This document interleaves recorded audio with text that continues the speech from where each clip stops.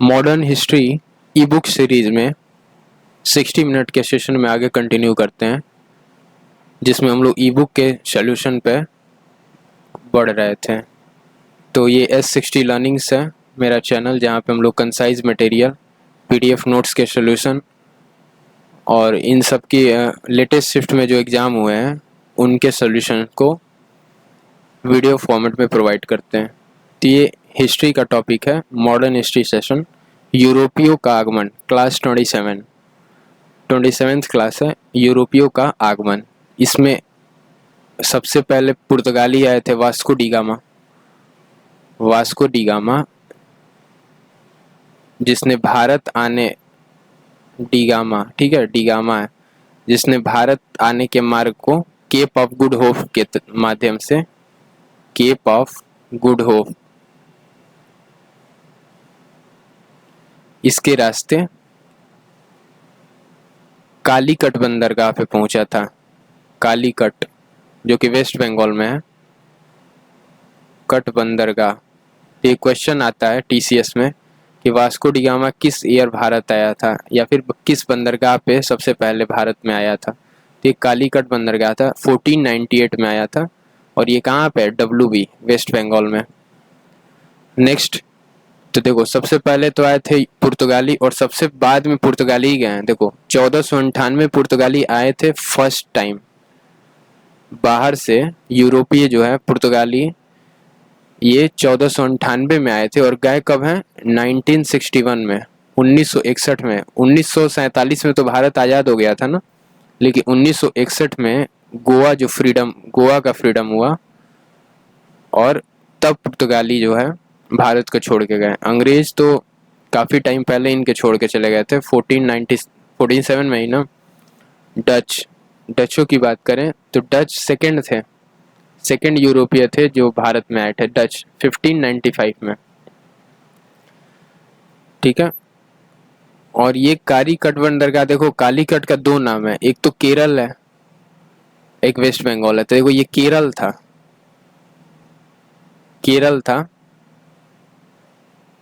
कालीकट बंदरगाह अभी केरल में है।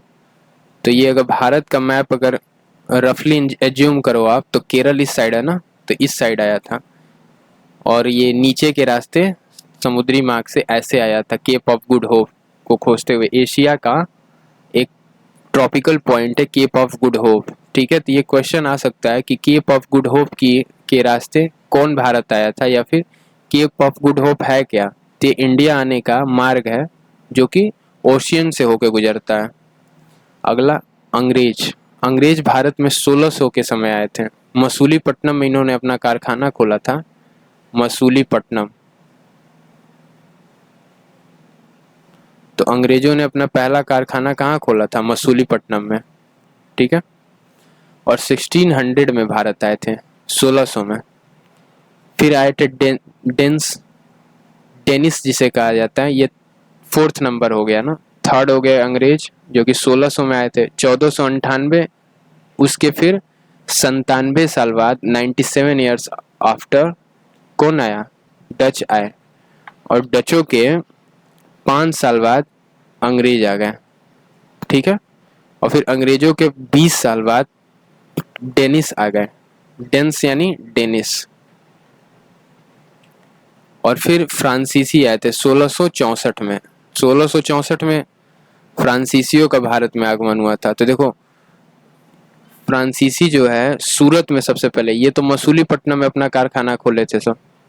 तो यदि कारखाना खोलने की बात आए तो दो लोगों ने ही खोला था, एक तो अंग्रेजों ने खोला था और एक फ्रांसीसी ने, क्योंकि सूरत में अपना कारखाना खोले थे सब, सूरत। ये था फ्रांसीसी कारखाना।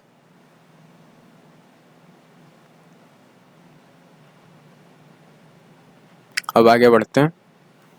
तो ये 5 लोग थे, जो कि 5 यूरोपीय थे जो भारत आए और भारत पे उन्होंने शासन किया, जिसमें अंग्रेजों का शासन का कार्यकाल सबसे ज़्यादा रहा। सबको अंग्रेजों ने भगा दिया और खुद शासन किया। तो देखो 1498 में 17 मई को, ये डेट याद कर लेना क्योंकि डेट आता है एग्ज़ाम में, मैं वो चीज़ें ज़रूर बताऊंगा जो एग्जामिनेशन में आते हैं। तो वास्को डी गामा 17 मई को 1498 में भारत आया था। देखो ये समुद्री मार्ग से आ रहा है ना, जहाज़ों के माध्यम से कालीकट बंदरगाह पे पहुंचा था, जो कि केरल में है। ठीक है, इसे कोझिकोडे कहते थे। देखो शिप के रास्ते आया था। और अब्दुल मजीद जो था वो नेविगेटर था, अब्दुल मजीद। ये क्वेश्चन आ सकता है कि उस समय शिप का नेविगेटर कौन था, तो अब्दुल जो रास्ता बताया था, मजीद वो नेविगेटर का काम किया। तो बाहर से जब लोग यहाँ पे आते हैं तो यहाँ नेविगेटर होते हैं ना, जो बताते हैं कि यहाँ आइए, ऐसे करिए, तो अब्दुल मजीद था। आगे बढ़ते हैं। भारत में यूरोपीय लोगों का आगमन। ठीक है, तो ये तो बता दिए हम। मैं वही चीजें बताऊंगा जो कि इम्पोर्टेंट है। अब्दुल मजीद जो कि क्या था, नेविगेटर था, नाविक था। और जमैरिन जो थे उस समय केरल के शासक थे। जमैरिन, जिन्होंने केरल बंदरगाह पे इसका स्वागत किया था। ये वह काली मिर्च लेकर, अच्छा 1 साल के बाद ही वो क्या किया, काला मिर्च यहाँ से लेकर 1498 में आया और 99 में चला गया। और जब वहाँ जाके बेचता है, अपने देश जाके बेचा पुर्तगाल में, तो उसे 60 टाइम्स मुनाफा हुआ। अगेन फिर वो लालच आया होगा उसे, तो फिर देखो 1502 में आया। फिर 1503 में कोचीन में अपना पहला कारखाना इन सबों ने खोल दिया। तो देखो पुर्तगालियों ने, क्वेश्चन आता है, पुर्तगालियों ने पहला कारखाना कहाँ खोला, तो 1503 में ये क्वेश्चन आता है। और कहाँ पे, कोचीन में। 1503 में कोचीन में अपना पहला कारखाना पुर्तगालियों ने खोला। अब चलते हैं फ्रांसीसियों पे। पुर्तगालियों के बारे में हम लोगों ने पढ़ लिया कि 1498 को 27 मई को, ठीक है 17 था कि 27, 17 मई था, 17 मई को वास्को डी गामा आया, कालीकट बंदरगाह पे आया। जमैरिन ने स्वागत किया उसका। क्वेश्चंस आते हैं किसने स्वागत किया था, तो जमैरिन ने। फिर नेविगेटर कौन था, नाविक कौन था, तो अब्दुल मजीद था नाविक। और पहला कारखाना कहाँ खोले, तो कोचीन में, कोचीन में अपना पहला कारखाना खुला। किस ईयर, 1503 में। अब फ्रांसीसी आ गया, फ्रांसिस्को डी अल्मेडा। ये फ्रांसीसियों का, वह पुर्तगालियों का पहला गवर्नर था। अच्छा अब इसी में चल रहा है क्या, फ्रांसीसियों का ही, फ्रांसिस्को डी अल्मेडा, ये पुर्तगालियों का पहला गवर्नर था। लेकिन पुर्तगाली तो आ गए थे सब ना शायद। देखो 98 के बाद पुर्तगाली 95 में आए, डच आए सब, डच। ठीक है, तो ये तो फ्रांसीसियों के डिस्कशन हो रहा है। फ्रांसिस्को डी अल्मेडा वो पुर्तगाली गवर्नर था पहला। क्वेश्चन आता है कि पहला पुर्तगाली गवर्नर कौन था, तो फ्रांसिस्को डी अल्मेडा। उसके बाद अरबियों पर आक्रमण किया और उसने व्यापारों को जीता। तो इसका कोई मतलब नहीं, अरब सागर जीतने के लिए नीले पानी की, अच्छा तो blue water policy, blue water policy जिसे नीले पानी की नीति कहते हैं, ये किसका था, फ्रांसिस्को डी अल्मेडा का। तो फ्रांसिस्को डी अल्मेडा का क्या था, एक तो पहला गवर्नर था, फर्स्ट गवर्नर, ठीक है, पुर्तगालियों का पहला गवर्नर था। और दूसरा इसकी ब्लू वाटर पॉलिसी थी, इसने ब्लू वाटर पॉलिसी इंट्रोड्यूस किया था। ब्लू वाटर पॉलिसी क्या है, ये अरब सागर को जीता था ना। तो देखो अरब सागर में जो भी जहाजें जाएंगे उन पे क्या टैक्सेस लगेंगे, कौन से सामान का कहाँ से आयात निर्यात होगा, कहाँ नहीं जाएगा, ये सारी चीजें उसने बनाई थी। किसने, फ्रांसिस्को डी अल्मेडा ने। अब आता है अल्बुकर्क, ये दूसरा गवर्नर है। पहला गवर्नर फ्रांसिस्को डी अल्मेडा था, दूसरा है सेकंड गवर्नर। गवर्नर को इंग्लिश में क्या कहते हैं, राज्यपाल। ये हो गया दूसरा गवर्नर, जिसने कोचीन को अपनी राजधानी बताई। 1503 में तो फ्रांसीसियों ने अपना, पुर्तगालियों ने अपना पहला कारखाना खोला था कोचीन में।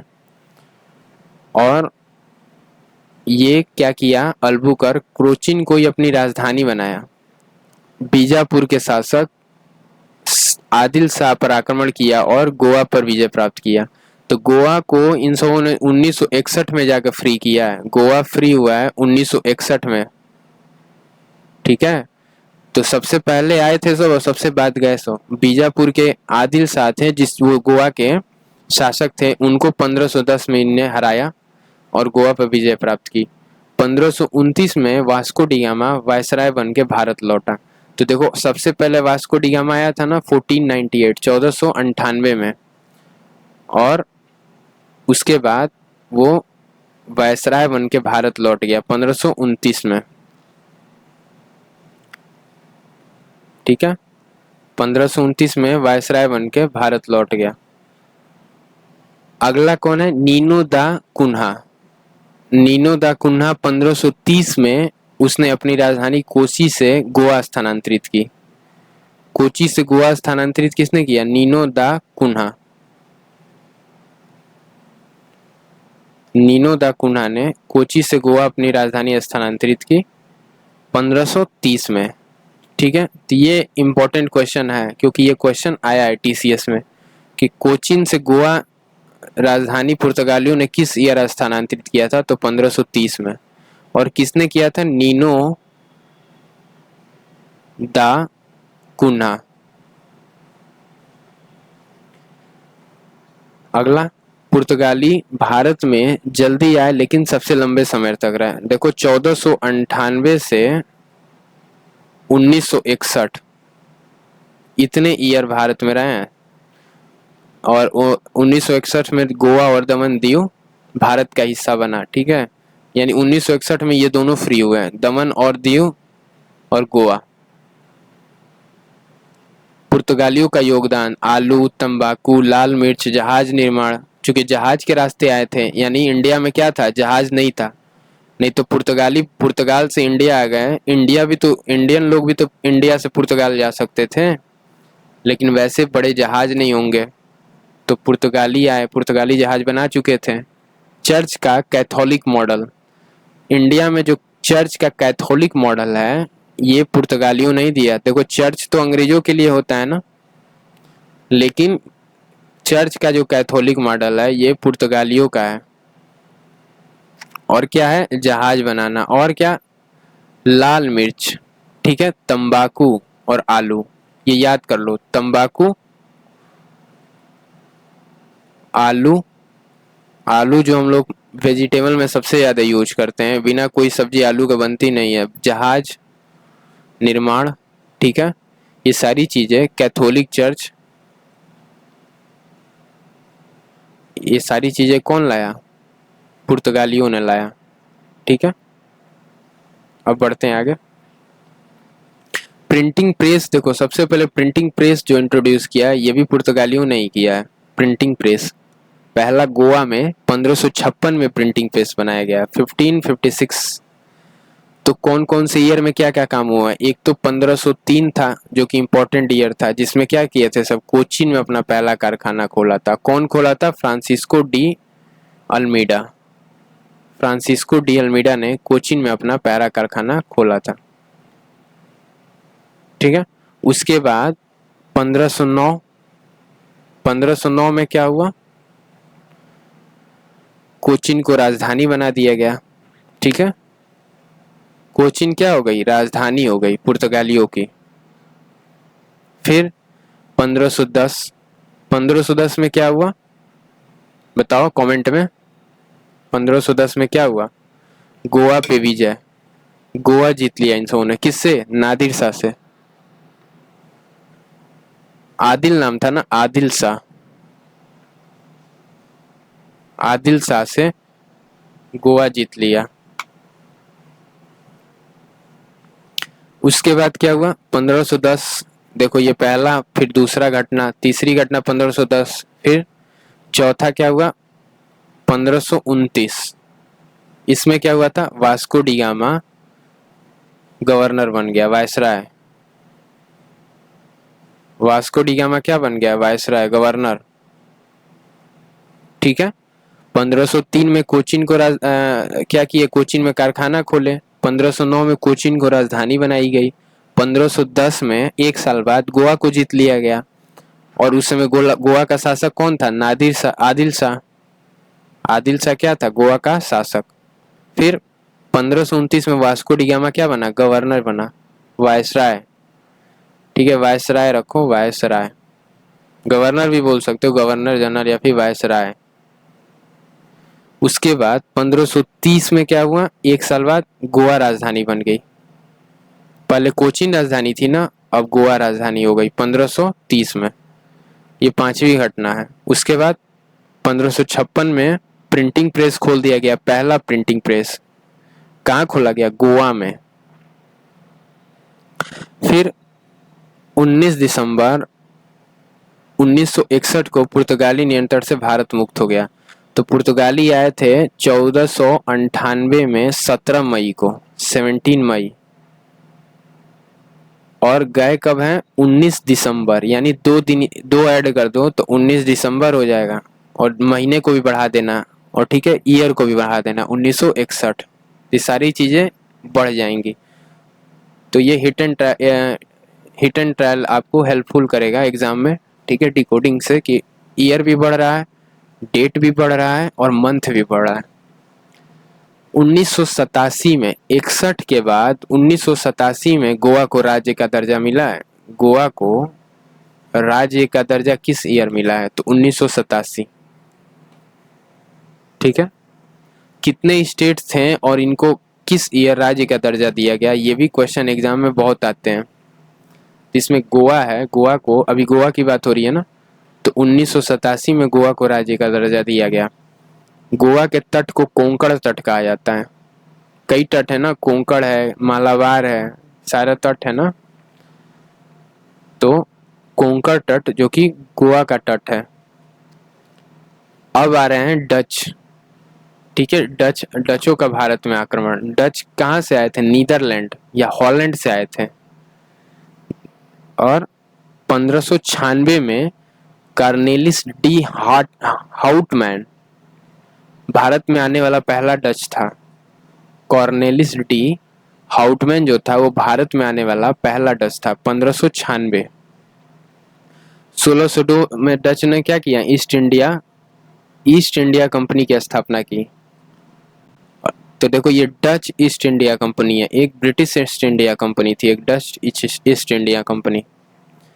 तो 1602 में डचों ने अपना ईस्ट इंडिया कंपनी बनाया और उसकी स्थापना की 1602 में। वो सब 1503 में किए थे सब ना, कारखाना बनाए थे सब सूरत में, कोचीन में।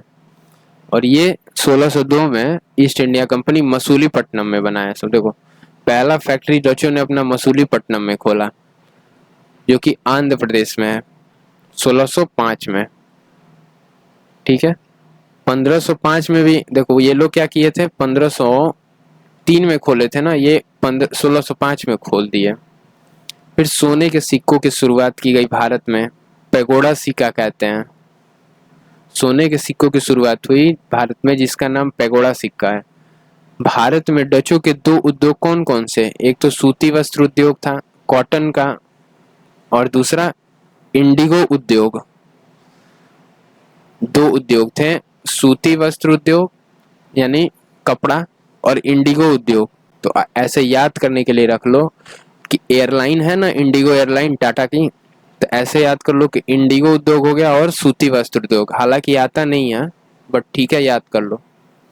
हो सकता है कि सूती वस्त्र उद्योग के बारे में जिक्र कर दिया जाए। तो अभी तक ब्रिटिश नहीं आए हैं, तो डचों ने ही सबसे पहले इंट्रोड्यूस किया है सूती वस्त्र उद्योग। बेदरा का युद्ध हुआ था ना अंग्रेज और डचों के बीच, 1759 में हुआ था बेदरा का युद्ध, अंग्रेज वर्सेस डच, जिसमें इंग्लिश जीते थे। ठीक है, इन सबों को क्या मिला था? जीत मिला था। बेदरा का युद्ध 1759 में। और 1764 में क्या हुआ था? बक्सर की लड़ाई हुई थी।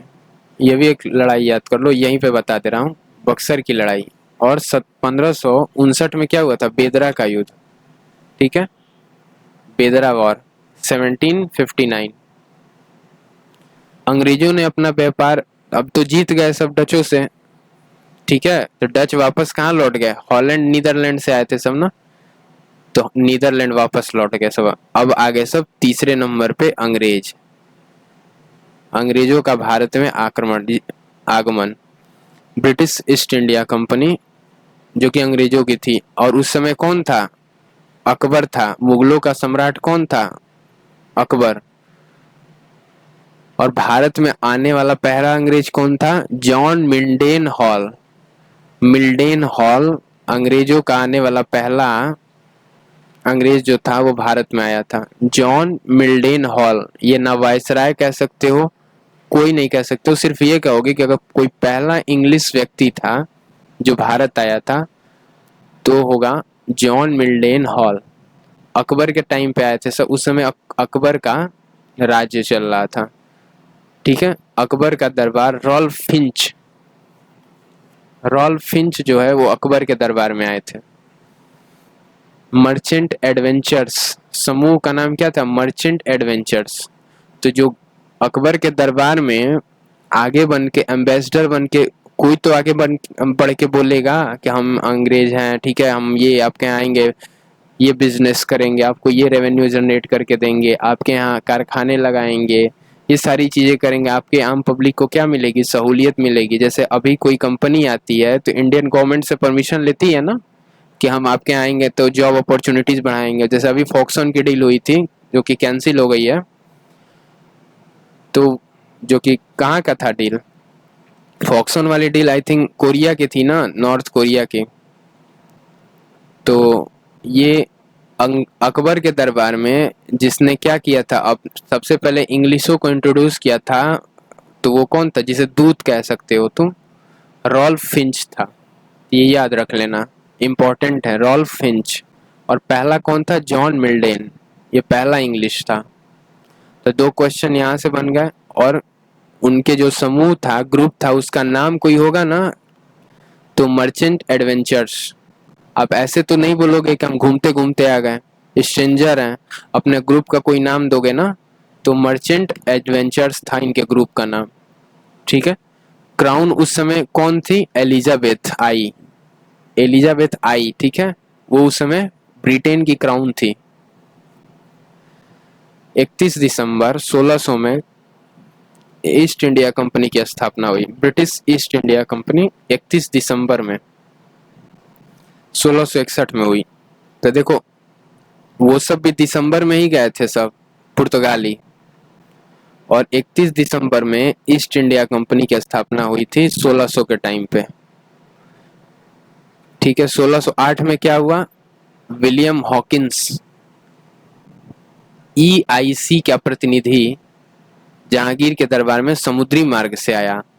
1608 में कैंप विलियम हॉकिंस का, EIC का प्रतिनिधि जहांगीर के दरबार में आया। तो विलियम हॉकिंस किसके दरबार में आया? बस यही क्वेश्चन आएगा। ये क्वेश्चन आएगा कि विलियम हॉकिंस किसके दरबार में आया? तो ये आया जहांगीर के दरबार में। अकबर के बाद जहांगीर आता है। जहाज का नाम क्या था? अब याद आ रहा होगा सबको जिसने TCS का मेरा MCQ सेशन देखा है, हेक्टर। हेक्टर था इनके जहाज का नाम। ठीक है। और किसके दरबार में आया था? जहांगीर के दरबार में आया था, समुद्री मार्ग से आया था। और क्या नाम था? हॉकिंस था। हॉकिंस का प्रेशर कुकर आता है ना, तो याद रख लो। मसूलीपट्टनम में 16 से 11 में इन सबों ने अपना पहला अस्थाई टेम्पोररी कारखाना खोला। ठीक है। हम यहाँ पे काम करेंगे, ठीक है, जब हमारा अभी फिलहाल के लिए टेम्पोररी चीजें, हर चीजें टेम्पोररी चला रहे हैं सब। तो 16 से 11 में मसूलीपट्टनम इन सबों ने पहला अस्थाई कारखाना खोला। फिर 1613 में सूरत में पहला कारखाना स्थापित किया। उसके बाद 1615 में सर जेम्स रो जहांगीर के दरबार में आया। तो रो है ना, रो, एक रो से ये भी याद कर लो ना, रो दुनिया की सबसे छोटी नदी का नाम है। तो वर्ल्ड की सबसे स्मॉलेस्ट नदी कहा जाए उसका नाम बताओ, तो रो नदी हो गया। और नील नदी सबसे लंबी नदी है ना। तो ये ज्योग्राफी का भी चीजें याद रखते चलो कि रो दुनिया की सबसे छोटी नदी है। जेम्स रो जो है वो जहांगीर के दरबार में आया 1615 में। 1639 में फ्रांसिस डे ने मद्रास की खोज की और फोर्ट सेंट जॉर्ज का निर्माण कराया। आता है फोर्ट सेंट जॉर्ज, इसका निर्माण कहाँ पे हुआ था? तो मद्रास में हुआ था। और फ्रांसिस डे ने 1639 में कराया था। फिर 1661 में ब्रिटिश राजकुमार चार्ल्स ने कैथरीन ब्रिगेंजा को पुर्तगाली से शादी, अच्छा पुर्तगाली अभी थे सब, तो पुर्तगालियों के साथ ब्रिटिश राजकुमार की शादी हुई थी। पुर्तगालियों की लड़की थी कैथरीन ब्रिगेंजा और ब्रिटिश कुमार चार्ल्स थे, ठीक है। चार्ल्स की शादी हुई थी कैथरीन से। चार्ल्स क्या थे? इंग्लिश थे, अंग्रेज थे, और कैथरीन क्या थी? पुर्तगाली थी। और इनको दहेज में क्या मिला था? बॉम्बे मिला था दहेज में। तो देखो बॉम्बे को दहेज पे भी चढ़ाया जा चुका है। 1668 में चार्ल्स ने बॉम्बे को 10 पाउंड प्रति वर्ष के किराए पर EIC ईस्ट इंडिया कंपनी को दे दिया था कि लीजिए 1668 में कि 10 पाउंड आप दीजिएगा हर ईयर हमको, और बॉम्बे में आप जो भी काम आपको करना है आप वो काम कर सकते हो। 1698 में बंगाल के सूबेदार अजीमुस शान ने 3 गांव दिए थे अंग्रेजों को। तो पहले तो ये सब क्या किए हैं, सब विकास के नाम पे, कम विकास करेंगे, ये करेंगे, इंफ्रास्ट्रक्चर डेवलप करेंगे, आपके यहाँ कारखाने लगाएंगे, लोगों को रोजगार देंगे, इंपोर्ट एक्सपोर्ट बढ़ाएंगे। तो बंगाल के सूबेदार कौन थे? अजीमुस शान। इसने 3 गांव दिए थे, सुतंती, कलिकाता और गोविंदपुर। याद कर लो, ऐसे अभी तक TCS में इससे क्वेश्चन आए नहीं है। अब नोट लिख लो, इंपॉर्टेंट नोट। कालांतर में जॉब चार्नोक द्वारा इन्हें मिलकर कोलकाता का गठन किया था। तो कोलकाता जो है, जो कि पहले भारत की राजधानी थी, पहली राजधानी कौन थी? कोलकाता। फिर न्यू दिल्ली बनी थी। और किस ईयर बनी थी? कोलकाता से न्यू दिल्ली राजधानी कब आई थी? तो 1911 में। अभी लेटेस्ट में 1911 का टाइम है जब कोलकाता से दिल्ली को भारत की राजधानी बनाया गया। पहले राजधानी क्या थी? कोलकाता। तो जॉब चार्नोक ने कोलकाता का गठन किया था। तो क्वेश्चन आ सकता है कि कोलकाता का स्थापना, कोलकाता शहर किसने बनाया था? जॉब चार्नोक, ये आता है, ठीक है, ये याद कर लेना। जॉब चार्नोक ने कोलकाता का गठन किया था। फिर 1717 में अंग्रेजों को मुगल बादशाह फर्रुखसियार ने स्वर्णिम अध्यादेश मिला। फर्रुखसियार से स्वर्णिम अध्यादेश अंग्रेजों को मिला। मुगल बादशाह फर्रुखसियार, 1717 की बात है ये। उन्हें बंगाल में कर मुक्त व्यापार परमिट दे दिया। कहा फ्री टैक्स फ्री क्या करिए? बिजनेस करिए। अभी तो भारत में जो भी कंपनियां आती हैं तो उन पर कुछ टैक्स सरकार लगाती है। उस समय क्या कहा है? फर्रुखसियार ने कहा कि हम आपको टैक्स फ्री परमिट देते हैं, आप बंगाल में आइए और जो भी व्यापार करना है आप करिए, आप पर कोई टैक्स नहीं लगेगा। अंग्रेजों के बाद डेन भारत में आए। डेन यानी डेनिश जो है वो भारत में आए थे अंग्रेजों के बाद। पुर्तगालियों के बाद कौन आया? डच। फ्रांसीसियों के बाद कौन आया? नहीं, पुर्तगालियों के बाद शायद डच आए थे। डच के बाद अंग्रेज आए, अंग्रेजों के बाद डेनिश आए। उसके बाद फोर्ट विलियम्स, जो कि फोर्ट विलियम कॉलेज है, ये फोर्ट विलियम्स मेमोरियल, ये कॉलेज है, ठीक है। फोर्ट विलियम कॉलेज क्वेश्चन आता है, कोलकाता में अंग्रेजों द्वारा बनाया गया था। फोर्ट विलियम कॉलेज ये कोलकाता में अंग्रेजों के द्वारा बनाया गया था। India Gate New Delhi, Edwin Lutyen ने इंडिया गेट का निर्माण किया। एडविन लुटियन, इसने इंडिया गेट को क्या किया? बनाया, डिजाइन किया और निर्माण किया इसका, Edwin Lutyen. Gateway of India Mumbai में है। तो देखो 2 चीजें हैं, इंडिया गेट जो कि न्यू दिल्ली में है, क्योंकि वो इंडिया क्या है? इंडिया का कैपिटल है। इंडिया का क्या है? गेट है, कैपिटल है, तो न्यू दिल्ली याद कर लो। और गेटवे ऑफ इंडिया उल्टा हो गया ना, तो उल्टी चीजें हो गई, तो फिर आप इसे भी याद कर लो कि ये हो गया मुंबई। राष्ट्रपति भवन और संसद दिल्ली, अभी दिल्ली में ही ना राष्ट्रपति भवन और संसद है। ये सारी चीजें अंग्रेजों के टाइम पे ही हुई हैं, अंग्रेजों ने ही बनाया था, तभी तो मोदी जी अभी चेंज कर रहे हैं, हर चीज को नए सिरे से बना रहे हैं। अंग्रेजों के महत्वपूर्ण युद्ध, सवाली का युद्ध, जो कि पुर्तगालियों और अंग्रेजों के बीच में हुआ था, कब हुआ था? 1612 में। 1612 में सवाली का युद्ध इंग्लिश वर्सेस पुर्तगालियों के बीच हुआ था। और जीता कौन होगा? ऑफ कोर्स इंग्लिश जीते होंगे। अंग्रेजी तो जीतते थे हमेशा, तभी तो वो आगे तक रह गए। उसका बेदरा का युद्ध 1759 में हुआ था। ठीक है, 1759 में बेदरा का युद्ध हुआ था इंग्लिश वर्सेस डचों के बीच, जिसमें कौन जीता? इंग्लिश जीता। हुगली क्या है? हुगली एक नदी है जो कि वेस्ट बंगाल में पड़ती है।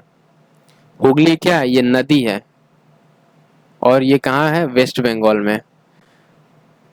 बंगाल की, वेस्ट बंगाल की ये नदी है। तो इसी नदी के किनारे ये युद्ध हुआ था, बेदरा का युद्ध, अंग्रेजों और डचों के बीच, इंग्लिश वर्सेस डच, और जिसमें इंग्लिशों का क्या हुआ? जीत हुई। वांडीवास का युद्ध हुआ था 1760 में। 1760 में वांडीवास का युद्ध हुआ था इंग्लिश और फ्रांसीसियों के बीच। डचों के बाद कौन आया? फ्रांसीसी आए थे सब। डच के बाद कौन?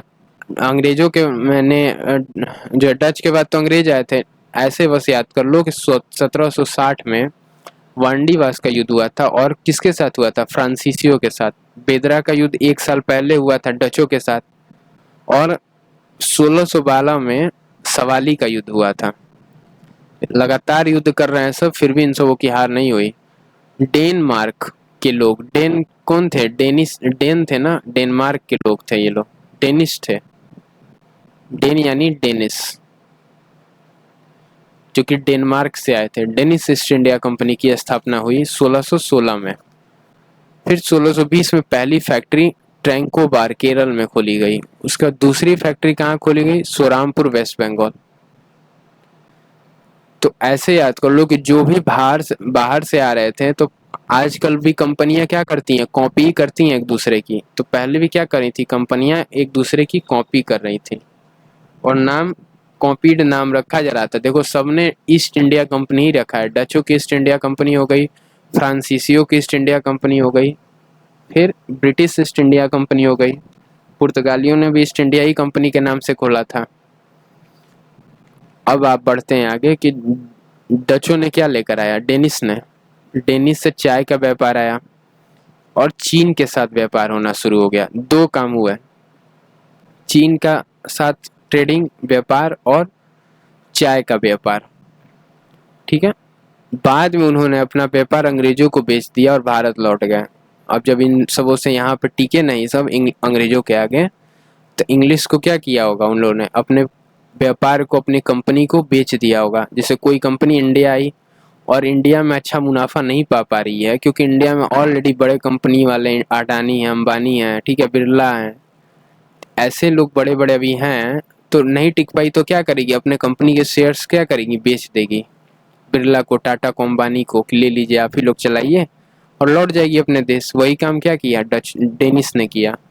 अब फ्रेंच आ गए। फ्रेंच 1664 में कोलबर्ट, फ्रेंच जो है फ्रांसीसी जिसे कहते हैं, ये कोलबर्ट जो था वो पहला फ्रांसीसी था जो फ्रांस के राजा लुई 15 के मंत्री थे। 14, लुई 14, ठीक है, लुई 14 के मंत्री थे कोलबर्ट, जो कि भारत में पहले फ्रांसीसी थे जो भारत आए थे।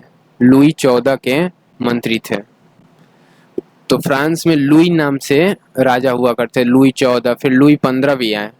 तो सबसे पहले 1664 में कोलबर्ट फ्रांसीसी था जो लुई 14 के मंत्री थे और भारत में एम्बेसडर थे, बन के आए। ठीक है, उसके बाद 1664 में फ्रेंच ईस्ट इंडिया कंपनी सूरत में अपना पहला कारखाना खोला। सूरत में फ्रांसीसी कह सकते हैं फ्रेंच को ना, और सूरत में इन्होंने फ्रांसीसियों ने पहला कारखाना। अगेन 1669 में दूसरा कारखाना मसूलीपट्टनम में खोला गया। तो 1669 में दूसरा कारखाना मसूलीपट्टनम में फ्रांसीसियों के द्वारा खोला गया। फिर 1672 आ गया, जिसमें फ्रांसीसी गवर्नर फ्रांसिस मार्टिन ने शेर खान लोधी पर हमला किया। उन्हें पांडुचेरी गांव मिला। तो फ्रांसीसी अब पहले तो क्या करते थे? व्यापारी बन के आते थे। जो भी भारत में यूरोपीय आए, पहले कहते थे कि हम व्यापार करेंगे, ट्रेडिंग करेंगे, बिजनेस करेंगे, लेकिन बाद में यहीं के राजाओं के बीच लड़ाई करके और जीत के धीरे धीरे पूरे देश पे राज करना शुरू कर दिए। फिर 1674 में पांडिचेरी को अपना राजधानी बनाया। फ्रांसीसियों ने पांडिचेरी को अपनी राजधानी 1674 में बनाया। अब आंग्ल फ्रांसीसी युद्ध, आंग्ल का मतलब होता है इंग्लिश, जैसे आंग्ल मराठा युद्ध आएगा, आंग्ल फ्रांसीसी युद्ध आएगा, तो इंग्लिश वर्सेस फ्रांसीसियों के बीच आंग्ल फारसीसी युद्ध हुआ था, जिसे पहला कर्नाटक युद्ध 1746 से 1748 में हुआ था। कर्नाटक के टोटल 3 बैटल हुए हैं, 3 बैटल्स, जिसमें पहला बैटल का फर्स्ट बैटल था जो कि 1746 से 1748 का था। दूसरा 49 से 54 हो गया, 5 साल का। ठीक है, तो पहले बैटल में क्या हुआ, अवधि तो बता ही दिए, 46 से 48, 1746 से 1748। और ऑस्ट्रिया में उत्तराधिकार की लड़ाई हुई। कारण क्या था ऑस्ट्रिया में उत्तराधिकार की लड़ाई? संधि एक्सला चैंपल, एक्सला चैंपल संधि थी। फिर परिणाम क्या हुआ, फ्रेंच जीता, फ्रांसीसी क्या हुए, जीत गए। उसके बाद पहला तो जीत गए सब फ्रांसीसी, दूसरा क्या हुआ, अंग्रेज और फ्रांसीसियों के बीच हो रहा है इंग्लिश वर्स आंग्ल, आंग्ल का मतलब होता है इंग्लिश, इंग्लिश वर्सेस फ्रांसीसी। ठीक है, फ्रांसिस, तो पहला तो फ्रांसिस जीत गया, दूसरा कर्नाटक युद्ध हुआ 1749 से 54 के बीच, जिसमें हैदराबाद और कर्नाटक के शासकों के बीच कुछ मतभेद हुए थे। संधि क्या हुई, पांडिचेरी की संधि हुई। तीसरे कर्नाटक युद्ध जब हुआ है 1758 से 63 में, इसमें अंग्रेजों की क्या हुई है, जीत हुई है, जिसे वांडीवास की लड़ाई बीच में आ गई ना, 1758, फिर 1760 और 1763 चला है पूरा युद्ध इसके उसके बीच में। 58 से 63 5 साल का युद्ध था, 5 ईयर, 5 साल का युद्ध था। और कौन जीता, फाइनली अंग्रेज जीत गए। और ये जीते क्यों थे, वांडीवास का लड़ाई जो कि 1760 में हुआ था, वांडीवास बैटल युद्ध। अब आते हैं इसके में क्या हुआ था, पेरिस की संधि हुई थी, पेरिस की संधि कहा जाता है, इसमें पेरिस की संधि हुई। और फिर फ्रांसीसियों क्या हुआ, वर्चस्व समाप्त हो गया। अब फ्रांसीसियों का भी काम तमाम हो गया इंडिया से, अंग्रेज फ्रांसीसियों को भी हटा दिए। अब आ गया क्लास 28, अभी तक 27 क्लास चला दिए हम, अब 28वें क्लास पे चलते हैं। क्लास पे चलने से पहले कुछ कॉन्सेप्ट भी यहाँ पे तुम लोग ऐड कर लो। ठीक है, यहाँ पे मैं कुछ कॉन्सेप्ट बता देता हूँ जो कि हर क्लास में करता हूँ। पुर्तगाली कब आए थे भारत, पुर्तगाली वास्को डिगामा था ना, वास्को डिगामा, जो कि 1498 में भारत में कालीकट बंदरगाह पे आया था, समुद्री मार्ग के रास्ते। फिर डच आए थे सब, फ्रांसीस, पुर्तगालियों के बाद कौन आया, डच। कौन था, हाउटमैन, शॉर्ट में याद करो, हाउटमैन। ये आया 1595 में, 1595। फिर कौन आया, डचों के बाद अंग्रेज आएंगे ना तीसरे नंबर पे, इंग्लिश आए, इंग्लिश यानी अंग्रेज। और 1600 में ये भारत आए थे। कौन था, मिंडेल हॉल था ना, मिल्डेन हॉल, जो कि अंग्रेजों का पहला था जो भारत आया था। उसके बाद डेनिस आए थे सब, जो कि डेनमार्क से आए थे सब, डेनिस। ये डच कहाँ से आए, नीदरलैंड से आए थे सब। तो डेनिस आए थे तो 1620 में। उसके बाद कौन आया, फ्रांसीसी,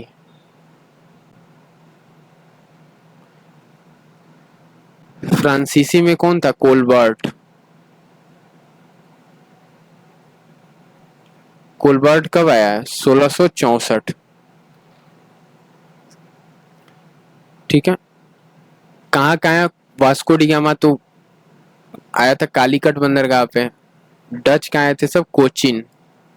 तो ऐसे ये इंपॉर्टेंट कॉन्सेप्ट में ऐड कर लेना, ठीक है, यहाँ तक। अब आते हैं रॉबर्ट क्लाइव और सिराजुद्दौला, जिसे प्लासी का युद्ध कहते हैं। 23 जून 1757, 23 जून 1757 को प्लासी का युद्ध हुआ था, लॉर्ड क्लाइव वर्सेस सिराजुद्दौला के बीच। इसी युद्ध के बाद अंग्रेजों का इंडिया पे वर्चस्व स्थापित हो गया। तो ये टोटल 1.5 घंटे की लड़ाई थी, बहुत छोटी लड़ाई थी। 23 जून 1757, टोटल 1.5 घंटे की लड़ाई थी, 1.5 आवर्स की लड़ाई। और इसमें मीर जाफर मीर बख्शी ने धोखा दिया था सिराजुद्दौला को। सिराजुद्दौला को क्या मिला? धोखा मिला, और धोखे से क्या हुई? इनकी हार हो गई। और माणिक चंद कौन थे? कोलकाता के प्रभारी अधिकारी थे। तो माणिक चंद नाम से ही लग रहा है कोई बनिया उनिया टाइप्स, जो कि अधिकारी था कोलकाता का। सिराजुद्दौला के लिए मोहनलाल और मीर मदान ने अपनी जान की कुर्बानी दी थी। तो मीर मदान जो कि मुस्लिम थे, और मोहनलाल नाम से ही लग रहा है हिंदू।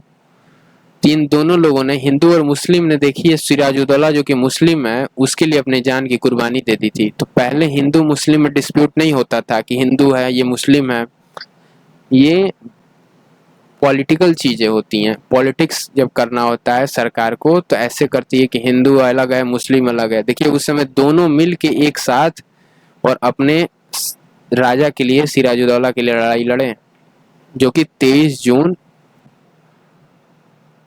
1757 का प्लासी का युद्ध था, 1.5 घंटे का। मीर जाफर ने धोखा दिया सिराजुद्दौला को और अंग्रेजों के साथ गठबंधन कर लिया। धोखा क्यों मिलता है? अंग्रेजों ने इसे लालच दिया होगा, हम आपको बंगाल का जो है क्या बना देंगे, गवर्नर बना देंगे, आप धोखा दे दीजिए, बताइए। तो इसने धोखा दे दिया। इस लड़ाई ने सत्ता को मुसलमान और अंग्रेजों के हाथों में स्थानांतरित कर दिया। अब इस लड़ाई के बाद क्या हुआ? सत्ता जो है मुसलमान और अंग्रेजों के हाथ में चलेगी। मुसलमान के हाथ में क्यों जा रही है भाई? क्योंकि मुगल बादशाह अभी हैं। मुगल बादशाह, दिल्ली में किसका राज था? मुगल बादशाहों का राज था ना। तो दिल्ली अभी दूर थी इन सबों के लिए, अभी ये वेस्ट बंगाल में ही थे लोग। मीर जाफर 1757 में बंगाल का नवाब बना। तो कहाँ का नवाब बना है? बंगाल का। मीर जाफर जो कि बंगाल, सारी चीजें लगभग ज्यादा चीजें बंगाल से ही हुई हैं। बैरकपुर से पहला विद्रोह हुआ था 1857 की, जो क्रांति हुई थी जब अंग्रेजों से लोग तंग आ गए, तो 1857 एक साल था जिसमें क्रांति हुई। और इस क्रांति में पहला क्रांति बैरकपुर से ही हुआ था, वेस्ट बंगाल। तो देखो मीर जाफर ने, अंग्रेजों ने खूब फायदा उठाया मीर जाफर से।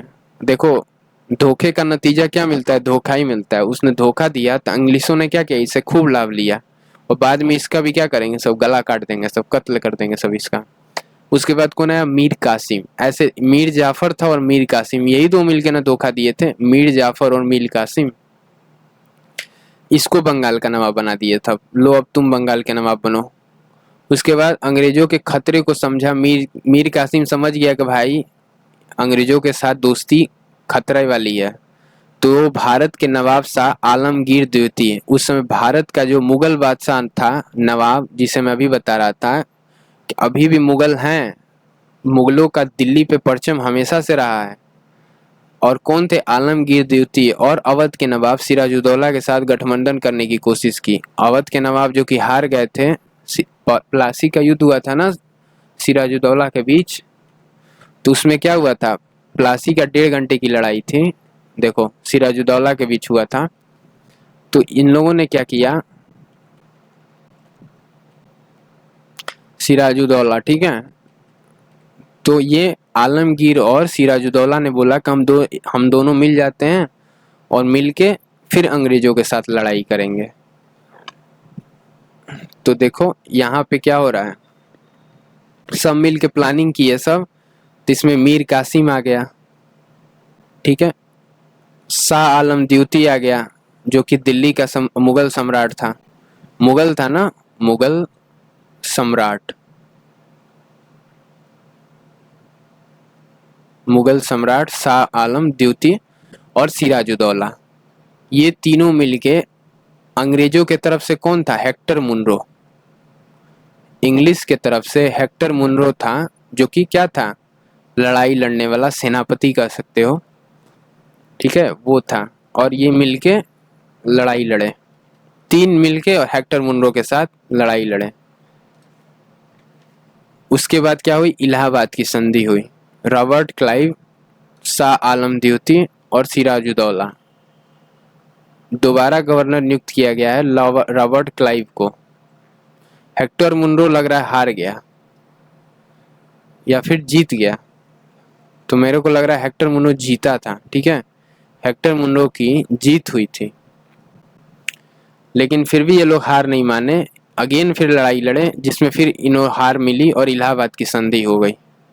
संधि हो गई जिसमें रॉबर्ट क्लाइव और शाह आलम द्वितीय, रॉबर्ट क्लाइव कौन था? इंग्लिश के तरफ से था, और शाह आलम द्वितीय और सिराजुद्दौला, इनके बीच संधि हो गया। और संधि के बाद क्या संधि का नतीजा निकला होगा? इलाहाबाद की संधि अगर हुई है तो इलाहाबाद कुछ तो नतीजा निकला होगा। नतीजा ये निकला कि बिहार, बंगाल और उड़ीसा को कर लेने का अधिकार मिल गया। अब अंग्रेज क्या करेंगे? बंगाल से भी कर लेंगे, बिहार से भी कर लेंगे और उड़ीसा से भी कर लेंगे। ये तीनों हमको लग रहा है कि उस समय ट्रेडिंग के, देखो बिहार तो खेती के लिए बहुत मशहूर था, नील की खेती के लिए बहुत फेमस था। नील आंदोलन महात्मा गांधी ने लड़ा था ना, नील की खेती, 3 कठिया पद्धति। और उड़ीसा, उड़ीसा, ये सारी चीजें अब अंग्रेजों ने बोला कि अब तुम लोग खेती करोगे चाहे कुछ भी करोगे, हमको टैक्स देना पड़ेगा। और सूरत में अपनी पहली फैक्ट्री स्थापित की। ये देखो पहली इन सबों की फैक्ट्री थी, ऑथेंटिक फैक्ट्री, जो कि सूरत में 1613 में स्थापित की। 1613 में आए थे सब। कब? 1600 में आए थे सब। 1600 में आए थे सब ना, जून में। और सूरत में अपनी पहली फैक्ट्री स्थापित कर दी है सब। फिर बंगाल पे विजय इन लोगों को मिला ही था। बंगाल का गवर्नर था और मीर कासिम, उसको हरा के बंगाल पे विजय मिला ही था इन सबों को। तो आए थे सब 31 दिसंबर 1600 में, और बंगाल पे भी इन सबों को जीत मिल गई। बिहार, उड़ीसा और वेस्ट बंगाल में इन लोगों ने कर लागू कर दिया, इन सबों को मुनाफा भी होने लगेगा। तो ये सारी चीजें इन लोगों की स्ट्रेटजी थी। अब देखो रॉबर्ट क्लाइव, जो कि बंगाल में द्वैत शासन लागू करने वाला व्यक्ति था। क्वेश्चन आता है कि बंगाल में द्वैत शासन किसने लागू किया था? तो ये रॉबर्ट क्लाइव था, जो बंगाल में द्वैत शासन लागू किया था। फिर कंपनी ने दीवानी और निजामत दोनों अधिकारों का अधिकरण किया। दीवानी भी और निजामत भी, दोनों प्रकार के अधिकार मिलेंगे, यानी गवर्न भी हम ही करेंगे और टैक्स भी हम ही लेंगे। अभी तो क्या करती है सरकार? गवर्न करती है और मिनिमम टैक्स रखती है, आप लोग स्वतंत्र होते हो अपने कामों के लिए। लेकिन उस समय काफी स्ट्रिक्टली टैक्स लिया जाता था और टैक्स ना लेने पर प्रताड़नाएं भी दी जाती थी। फिर भारत को खूब लूटा गया। जो भारत को सोने की चिड़िया कहा जाता था, वो पहले यूरोपियों का आगमन हो रहा है। यूरोपियों के साथ साथ मुगल बादशाह पहले ही से, काफी टाइम पहले से आक्रमण होते आए और भारत को बाहरी आक्रांताओं द्वारा लूटा गया है। बंगाल के लोग दो कर देते थे। देखो 2 प्रकार के टैक्स थे, टैक्स का 2 टाइप था। ईस्ट इंडिया कंपनी में भ्रष्टाचार अपने चरम पर था। अब तो होगा ही, क्योंकि जीत गए थे सब। कोई जब नई नई जीत होती है तो नई नई चीजें क्या होती हैं, सिर पे चढ़ के बोलने लगती हैं। तो इन सबों का भ्रष्टाचार क्या था? एकदम सिर पे था। कंपनी ने ईस्ट इंडिया कंपनी के लिए स्थानीय शासक राय दुर्लभ से ब्रिटिश संसद से 1 मिलियन पाउंड का ऋण मांगा। कंपनी ने ईस्ट इंडिया कंपनी के लिए स्थानीय शासक राय दुर्लभ से ब्रिटिश संसद में से 1 मिलियन पाउंड का ऋण मांगा। इस कर की यूरोप में कड़ी आलोचना हुई, इसलिए ब्रिटिश सरकार ने एक नया गवर्नर भेजा। भाई तुम किसी दूसरे आदमी से पैसा लोगे लोन के बेस पे, कि आप लोन दे दीजिए कंपनी में इन्वेस्ट करने के लिए, क्योंकि ऐसा थोड़े था कि भारत में और लोग जो थे वो मजबूत नहीं थे। बहुत लोग आज भी देखिए, हम लोग टैक्स पे करते हैं ना, सरकार हम लोगों से टैक्स लेती है, लेकिन अभी भी अंबानी अडानी ये बड़े बड़े जो हैं, ये सब बहुत ज़्यादा पैसा रखे हैं, तो ये लोग ज़्यादा टैक्स देते हैं, इन लोगों पे तो सरकार का भी बस नहीं चलता है। वैसे ही ब्रिटिशों का अभी भी उतना वर्चस्व नहीं था। कई राजा ऐसे थे जिनसे इन लोगों को अपने कंपनी के लिए लोन लेना पड़ गया, 1 मिलियन पाउंड का लोन। 1 मिलियन, 1 मिलियन में कितना होता है? 10 लाख। 10 लाख 1 मिलियन में होता है, 10 लाख पाउंड का टैक्स ऋण लेना पड़ा। इसकी आलोचना भी हुई अपने उनके ब्रिटिशों की। फिर वॉरेन हेस्टिंग आया जिसने द्वैध शासन को समाप्त कर दिया। ठीक है, वॉरेन हेस्टिंग 1772 में आया और द्वैध शासन को खत्म कर दिया। ये क्वेश्चन इंपॉर्टेंट है कि द्वैध शासन किसने समाप्त किया, तो लागू किसने किया था और समाप्त किसने किया? लागू किया था क्लाइव ने, रॉबर्ट क्लाइव ने। कब लागू किया था? 1765 में। 1765 में लॉर्ड क्लाइव ये द्वैध शासन इंट्रोड्यूस किया था। और ख़त्म किसने किया? वॉरेन हेस्टिंग ने। कर वसूली के लिए जिला कलेक्टर पद बनाया। अभी उसी समय डिस्ट्रिक्ट कलेक्टर की पोस्ट डिजाइन हो गई थी, जो अभी डिस्ट्रिक्ट कलेक्टर की पोस्ट चलती है उसी टाइम की है। संविधान का निर्माण की शुरुआत की। भारत के लिए संविधान, जो कि अभी सबसे बड़ा संविधान है हम लोग के भारत का, 2 वर्ष 11 माह और 18 दिनों में बना है, वो सबसे एक छोटा सा संविधान वॉरेन हेस्टिंग ने भी भारत के लिए बनाया। एकमात्र गवर्नर जनरल है जिन पर ब्रिटिश संसद एडमंड बर्ग के सदस्य द्वारा महाभियोग चलाया गया। इम्पीचमेंट, महाभियोग को इंग्लिश में क्या बोलते हैं? इम्पीचमेंट। अभी अगर इम्पीचमेंट लगाई जाती है प्रेसिडेंट पे,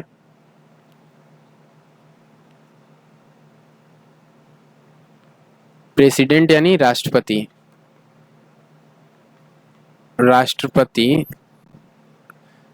राष्ट्रपति पर इम्पीचमेंट यानी महाभियोग, ये आर्टिकल 61 के तहत लगाया जाता है। आर्टिकल 61। तो ये क्वेश्चन बहुत इंपॉर्टेंट है, आता है, इसीलिए मैं यहाँ पे बता दिया हूँ। अब आओ भारत का संवैधानिक विकास। अब भारत में संविधान आ गया। वॉरेन हेस्टिंग ने 1772 में भारत में संविधान ला दिया। तब संविधान का कुछ तो होगा विकास। वो कंपनी शासन 1773 से 1857 और क्राउन शासन 1858 से 1947।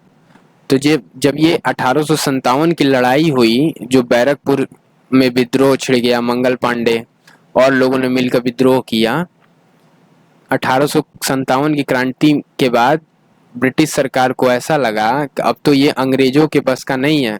ब्रिटिश सरकार यानी ब्रिटेन में जो बैठी सरकार थी, उन सबों को लगा कि जो मैंने कंपनी भेजी है ब्रिटिश ईस्ट इंडिया कंपनी के नाम से, इसके बस का नहीं है, क्योंकि यहाँ पे तो युद्ध विद्रोह छिड़ गया है। तो सारा चीज अपने 1858 में अपने पर डाल दी कि अब हम गवर्न करेंगे। जैसे अभी मणिपुर में क्राइसिस चल रहा है ना, लड़ाई चल रहा है ना, और पहले से भी। तो जब किसी स्टेट में कोई विद्रोह छिड़ जाता है, कोई क्रांति छिड़ जाती है, तो फिर क्या होता है? राष्ट्रपति शासन इंट्रोड्यूस कर दिया जाता है, इमरजेंसी लगा दी जाती है, कब राष्ट्रपति शासन चलेगा। वैसे ही 1857 की जब विद्रोह छिड़ी थी, तो उसके बाद क्या हुआ? 1858 में क्राउन शासन लगा दिया गया। कब कंपनी शासन रोको, क्राउन शासन चलाओ, कंपनी के बस का नहीं है चलाना। ठीक है, आओ नियामक के बारे में। 72 के बाद 73 में वियना नियामक अधिनियम इंट्रोड्यूस किया गया था 1773 में। ईस्ट इंडिया कंपनी का शासन ब्रिटिश संसद के नियंत्रण में रखा गया। कब ईस्ट इंडिया कंपनी को ब्रिटिश संसद का नियंत्रण में रखा जाएगा, उसकी लगाम कसी जाएगी। नहीं तो कंपनी तो भ्रष्टाचार की चरम सीमा क्रॉस कर रही है, तब इस पर थोड़ा सा नियंत्रण रखा जाएगा ना। यहीं पे लोगों से मांग रही है पैसा मांग के कंपनी में लगा रही है, तो बदनामी होगा ना। तो इसके लिए नियंत्रण लगा दिया गया। 20 वर्षों के लिए व्यापार एक अधिकार मिल गया। ईस्ट इंडिया कंपनी को कहा दिया गया कि अब तुम 20 साल तक अकेले व्यापार करोगे इंडिया में, कोई बाहर से और व्यापारी इंडिया में एंट्री नहीं लेगा, कोई नई कंपनी नहीं बना के ब्रिटेन से इंडिया में भेजी जाएगी, सिर्फ और सिर्फ ईस्ट इंडिया कंपनी ही एक कंपनी रहेगी जो इंडिया में गवर्न करेगी।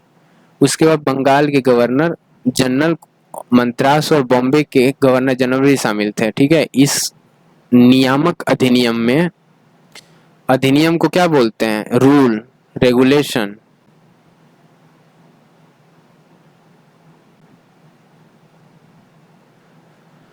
तो इसमें बंगाल, मद्रास और बॉम्बे के गवर्नर भी शामिल थे। भ्रष्टाचार से निपटने के लिए EIC, ईस्ट इंडिया कंपनी सेवकों के वेतन में वृद्धि की गई कि भाई वेतन बढ़ाओ इन लोगों का, नहीं तो ये लोग क्या करेंगे? भ्रष्टाचार करेंगे, यहीं पे लोगों को प्रताड़ित करेंगे, पैसे उतना नहीं मिलेगा। लोग क्या करते हैं? भ्रष्टाचार करते हैं, चोरी चमारी होती है ना। कहते हैं लोग ना कि बेरोजगारी बढ़ेगी तो चोरी चमारी होगी, इसीलिए नौकरी दो नहीं तो भ्रष्टाचार बढ़ेगा। ये भ्रष्टाचार का कारण है कि जब तक लोगों के पास खाने के लिए पैसे नहीं रहेंगे, अपने निजी आवश्यकताओं की पूर्ति के लिए नहीं पैसे रहेंगे, तो लोग दूसरा रास्ता खोजेंगे। दूसरा क्या रास्ता है? शॉर्टकट, भ्रष्टाचार वाला, चोरी करना। ठीक है, तो प्रथम गवर्नर जनरल वॉरेन हेस्टिंग थे। भारत के पहले गवर्नर जनरल कौन थे? वॉरेन हेस्टिंग, इंपॉर्टेंट लगा लो। भारत का पहला गवर्नर जनरल कौन था? Warren Hasting. प्रशासनिक निर्णय लेने का अधिकार प्राप्त हुआ। सर्वोच्च न्यायालय कोलकाता में स्थापित हुआ। सुप्रीम कोर्ट कोलकाता में स्थापित किया गया। प्रथम मुख्य न्यायाधीश एलिजा इम्पे थी। अब ब्रिटेन के लोग ने यहाँ पे गवर्न कर रहे थे, तो एलिजा इम्पे जो थी वो पहली न्यायाधीश थी। तो फर्स्ट न्यायाधीश जो थे उनका नाम क्या था? पहले जज एलिजा इम्फे। ठीक है, और कोलकाता में पहला सुप्रीम कोर्ट स्थापित किया गया। पहला फोर्ट विलियम कॉलेज कोलकाता में बनाया गया था। फोर्ट विलियम ये नाम था कॉलेज का। ठीक है, विश्वविद्यालय था फोर्ट विलियम कॉलेज, जो कि कोलकाता में स्थापित किया गया अंग्रेजों के द्वारा। ये सारी चीजें अंग्रेजों के द्वारा की जा रही हैं। ऐसा नहीं था कि पहले हमारे यहाँ कॉलेज नहीं था। नालंदा विश्वविद्यालय, बहुत बड़े बड़े विश्वविद्यालय हमारे यहाँ। पूरे विश्व का सबसे बड़ा विश्वविद्यालय नालंदा विश्वविद्यालय, जो कि नालंदा डिस्ट्रिक्ट भी है बिहार में, वहाँ पे था। तो ये काफी पहले था। ठीक है, बाद में बाहरी आक्रांताओं द्वारा नालंदा में आग लगवा के ध्वस्त कर दिया गया था उसको। लॉर्ड हेस्टिंग ने अपनी सख्ती शुरू की, जैसे कि निर्दोष लोगों को फांसना और उन्हें एलिजा इम्पे के सामने अदालत में भेजना, जिन्होंने उन्हें अंजाम दिया। लॉर्ड हेस्टिंग ने अपनी सख्ती शुरू की, जैसे कि निर्दोष लोगों को फांसना और उन्हें एलिजा इम्पे के सामने अदालत में भेजना। ठीक है, अभी अदालत बना दी जाए और भारत के लोग पहले ही से ईमानदार रहे हैं, कोई गलती करेंगे ही नहीं, तो फिर जेल कैसे जाएंगे? जेल तो खाली बैठ जाएगी। तो जेल में भरने के लिए कोई तो चाहिए जो जज साहिबा के सामने पेश हो कि भाई इसका जुर्म क्या है। नया नया अदालत खुला है, नया नया सुप्रीम कोर्ट खुला है, नई नई जज नियुक्त हुई हैं एलिजा इम्पे, तो कोई तो अपराधी चाहिए। तो ये क्या करता था? निर्दोष लोगों को फंसाता था, इसने ये किया है, ताकि एक अदालत वाला जुडिशरी सिस्टम जो है इस्टेब्लिश हो सके। और जुडिशरी सिस्टम किसके अंडर आ रहा था? ब्रिटेन के क्राउन के अंतर्गत आ रहा था। एलिजा इम्पे उस समय क्या थी? मुख्य न्यायाधीश थी। इम्पे के सामने, ठीक है, समझौता अधिनियम 1781। अब ये समझौता किस चीज की हो रही है? रेगुलेटिंग एक्ट में कमियों में संशोधन के लिए यह बिल लाया गया था। रेगुलेटिंग एक्ट 1773 का है। 1773 में रेगुलेटिंग एक्ट आया था। ठीक है, ये क्वेश्चन एग्जाम में आता है कि रेगुलेटिंग एक्ट भारत में कब आया था? तो 1773 में। और रेगुलेटिंग एक्ट को क्या, कमियों का जो रेगुलेटिंग एक्ट था उसका संशोधन के लिए एक बिल लाया गया, जो कि 1781 में समझौता अधिनियम के नाम से लाया गया। फिर पिट्स ईस्ट इंडिया, ये भी आता है। Pitt's India act 1784, very very important. ठीक है, स्टार मार्क लगाओ। Pitt's India act 1784।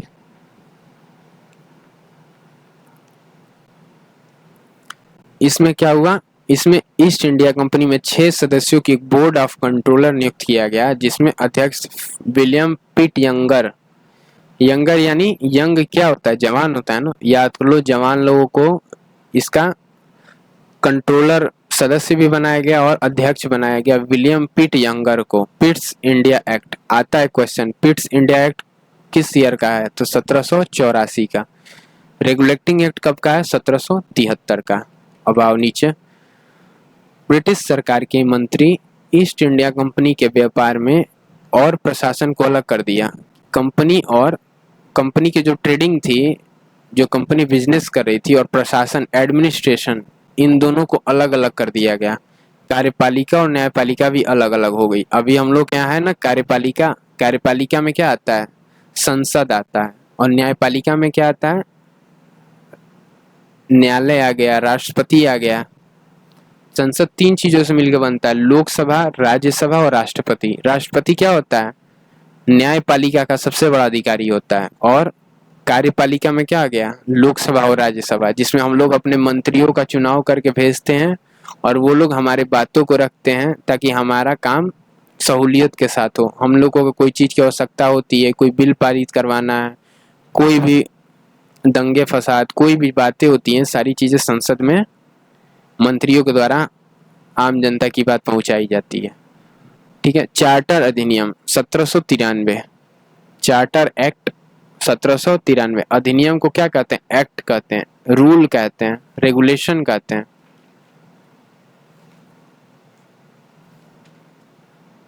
तो चार्टर एक्ट 1793 का है, जो कि 20 वर्षों के लिए कंपनी का अधिकार 20 साल के लिए था ना, कि ब्रिटिश ईस्ट इंडिया कंपनी ही केवल इकलौती कंपनी रहेगी जो ब्रिटेन की तरफ से इंडिया पे क्या करेगी, बिजनेस करेगी, और इसके अलावा और कोई कंपनी नहीं होगी जो ब्रिटेन से इंडिया में आए और अपना बिजनेस करे। अब उसके क्या किया गया, वो 20 वर्षों के लिए रखा गया था ना, अब 20 वर्ष से भी बढ़ा दिया गया, यानी पहले भी 20 साल मिल गया था इन सबों को, और फिर क्या किया, प्लस कर दिया 20 साल और, लो अब तुम 20 साल और यहाँ पे काम करो, यानी कंपनी का काम अच्छा होगा। ब्रिटिश अधिकारियों का वेतन भारतीय राजस्व से देना शुरू किया गया। देखो, वहां के लोग आकर यहाँ पे शासन कर रहे हैं, यहाँ से रेवेन्यू जनरेट करके ब्रिटिश क्राउन को दे रहे हैं, और भारत के लोगों को मूर्ख बनाया जा रहा है, भारत के राजाओं को एक दूसरे से लड़ाया जा रहा है, भारत के राजाओं को कमजोर पाकर, ठीक है, मीर कासिम, मीर जाफर के द्वारा सिराजुद्दौला को धोखा दिलवाया जा रहा है ताकि अंग्रेजों को जीत मिल पाए। तो यहाँ के लोग मूर्ख थे ना, कि धोखा दे रहे थे। तो देखो, जहाँ लालच होता है कि हमको नवाब बना दिया जाएगा बंगाल का, तो लो हम अपने राजा से ही धोखा दे देते हैं, सिराजुद्दौला को ही धोखा दे देते हैं। प्लासी का युद्ध हुआ था ना 1757 में, तो धोखे का नतीजा क्या निकला, आम जनता को भी भुगतना पड़ रहा है, क्योंकि यहीं से यहाँ के लोग क्या कर रहे हैं, काम कर रहे हैं, काम करके यहाँ पे टैक्स पे कर रहे हैं, और टैक्स से ही क्या चल रहा है, ब्रिटिश अधिकारियों का राजस्व दिया जा रहा है। जिस तरह अभी आम जनता मेहनत करती है और आम जनता के टैक्स से क्या किया जाता है, सरकार के जो पॉलिटिशियन हैं उनको पैसा दिया जाता है, उनके तनख्वाह दिए जाते हैं, उनकी पेंशन, होम अलाउंस, जितनी फैसिलिटीज है आने जाने का, हेलीकॉप्टर में उड़ने का, हवाई जहाज से उड़ने का, ये सारी चीजें उनके तनख्वाह से थोड़ी आती है। उन लोग का तनख्वाह तो लिमिटेड है, लेकिन ये सारी चीजें जनता के पैसे से होती हैं, जनता के टैक्स से होती हैं। बड़े बड़े कंपनियां जो हैं वो फंडिंग करते हैं बड़े हमारे सरकार को, तब न चलती है। नहीं तो देखो, जितने बैनर, पोस्टर, जितना पब्लिसिटी होता है चुनाव के टाइम, जो कि अभी इलेक्शन आने वाला है, तो ये इलेक्शन पार्टी के बस का थोड़ी है। पार्टी का एक कर्मचारी 1 लाख रुपए, 80,000 रुपये का तनख्वाह पाता होगा, तो उसके बस का है कि वो हेलीकॉप्टर में उड़ पाएगा। ये सारी चीजें जनता के कड़े मजदूरी के पैसे से, टैक्स से सारी चीजें चलती हैं। तो अभी भी वही चीज है। और देखो क्या हुआ, सारे बच्चों को 4 साल के लिए अब सेना में भी भर्ती किया गया। कोई पेंशन नहीं दिया जा रहा है बच्चों को, ना कोई गवर्नमेंट एम्प्लॉयज को पेंशन मिलता है। लेकिन एक दिन भी अगर कोई पॉलिटिशियन काम कर रहा होगा, एक दिन के लिए भी कोई विधायक बन जाए, एमपी बन जाए, एमएलए बन जाए, सीएम बन जाए, पीएम बन जाए, तो उसको लाइफ टाइम पेंशन मिलती है। तो देखो कितना बायसिंग है। और इसके खिलाफ बच्चे और युवा आवाज नहीं उठा पा रहे हैं। जिस तरह उस समय भी लोग आवाज नहीं उठा पा रहे थे, उस समय भी बच्चे होंगे, पढ़ने वाले होंगे, युवा होंगे जो कुछ काम रोजगार करना चाहते होंगे, लेकिन वो आवाज नहीं उठा पा रहे थे ना। 1813 में चार्टर अधिनियम आया। 2 अधिकारियों को छोड़कर कंपनी का व्यापार एकाधिकार समाप्त कर दिया गया। चाय का व्यापार और चीन के साथ ये 2 व्यापार थे ना, 2 अधिकारों को छोड़कर कंपनी का व्यापार एकाधिकार समाप्त कर दिया गया 1813 के चार्टर एक्ट के तहत। ये सारी चीजें उतनी इम्पोर्टेंट है नहीं, यूपीएससी में आती हैं, ठीक है, कि चाय का व्यापार और चीन के साथ व्यापार ये कब समाप्त किया कि मतलब इसको रखा गया और बाकी एकाधिकारों को समाप्त कब कर दिया गया, तो 1813 में। तो ये याद रखना, ये यूपीएससी के लिए है, एसएससी वालों के लिए ऐसा क्वेश्चन अभी तो आया नहीं है, लेकिन जिस तरह का ट्रेंड चल रहा है हो सकता है टफनेस बढ़ाए।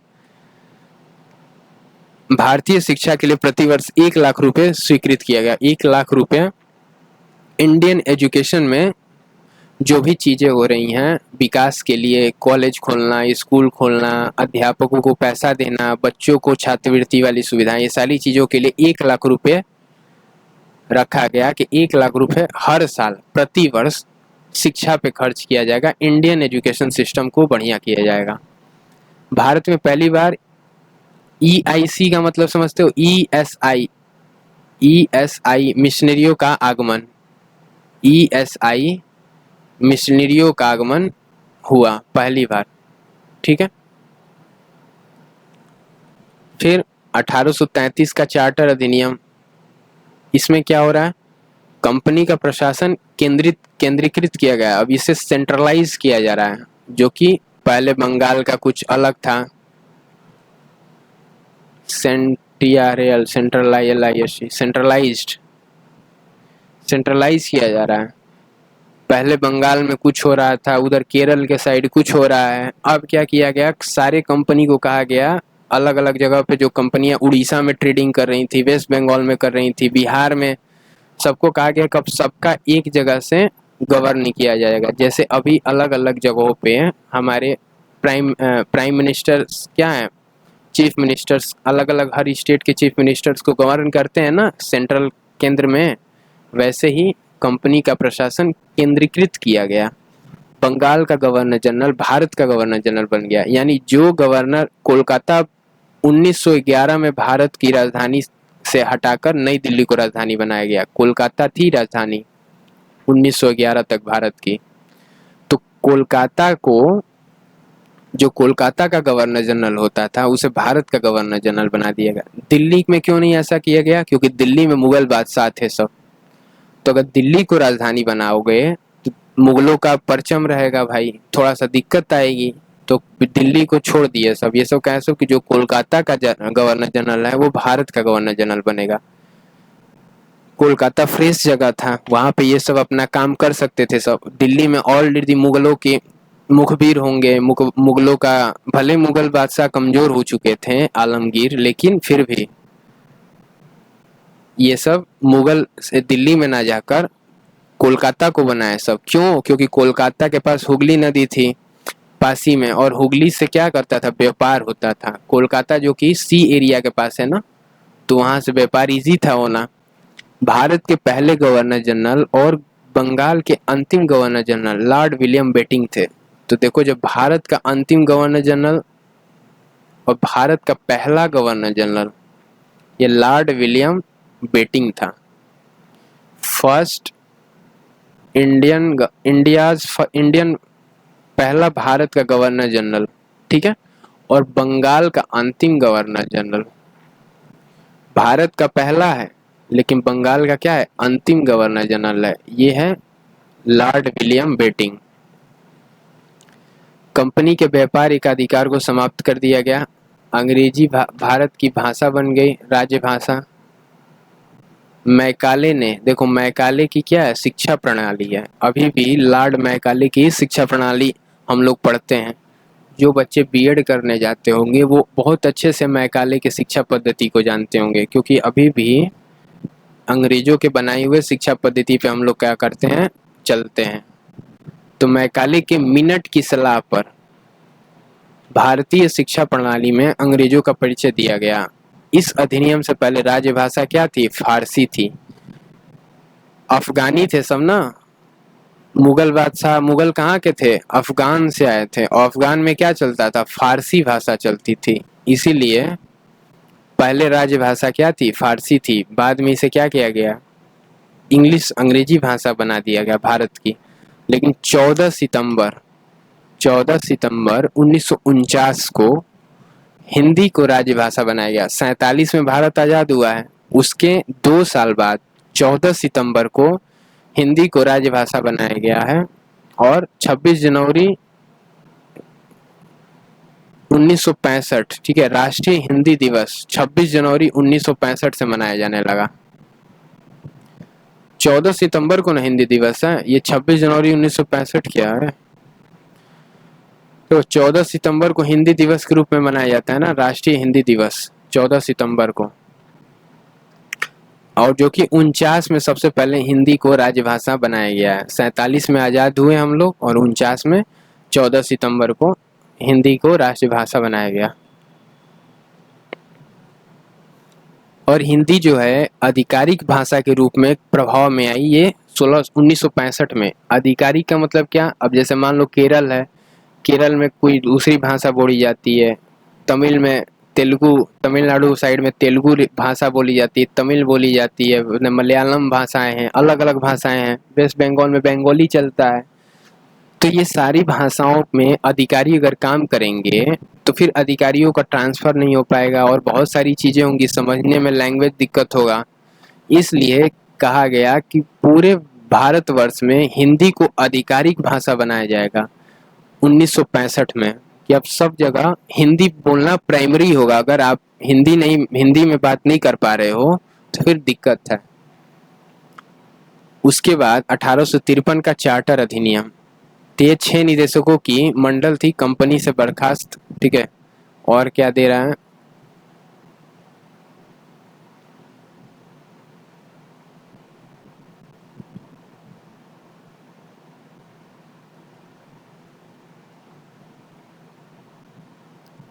Indian civil services, ICS, Indian civil services लिखित परीक्षा लॉर्ड डलहौजी के व्यापकत का सिद्धांत में पेश किया गया था। तो लॉर्ड डलहौजी ने बहुत काम किए हैं, टेलीफोन तार और रेलवेज। मुंबई से थाने सबसे पहले ट्रेन चलाई गई थी, ये लॉर्ड डलहौजी के टाइम पे ही चलाई गई थी, मुंबई से थाने।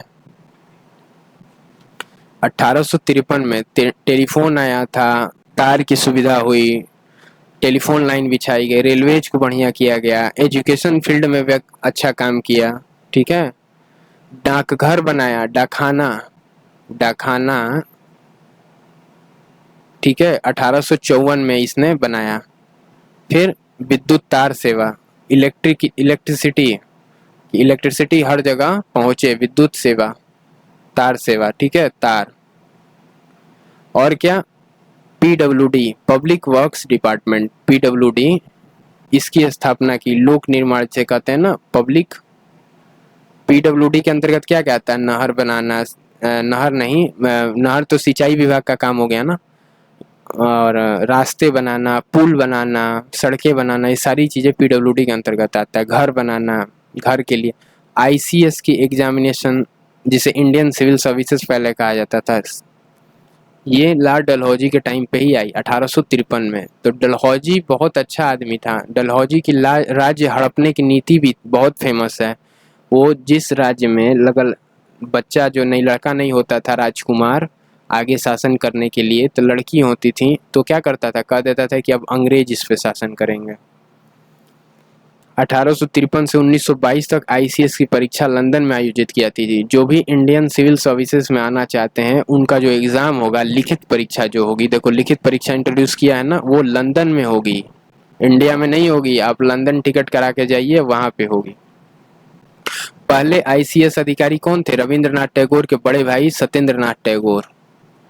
रविंद्रनाथ टैगोर के बड़े भाई थे सत्येंद्रनाथ टैगोर, ये भारत के पहले ICS अधिकारी थे।